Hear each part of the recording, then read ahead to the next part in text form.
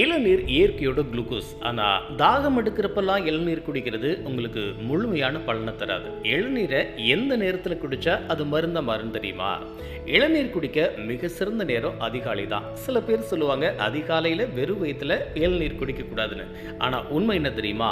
வெறும் வயிற்றுல இளநீர் குடிக்கிறப்போ அதில் இருக்கிற லாரிக் ஆசிட் உங்கள் நோய் எதிர்ப்பு சக்தியை பல மடங்கு அதிகமாக்கும். இது உங்கள் மெட்டபாலிசத்தை சீராக்கி எடையை குறைக்கவும் உதவும். ஆனால் முக்கியமான விஷயம், வெயிலில் சுத்திட்டு வந்த உடனே ஐஸ் மாதிரி இருக்கிற இளநீரை குடிக்கவே கூடாது.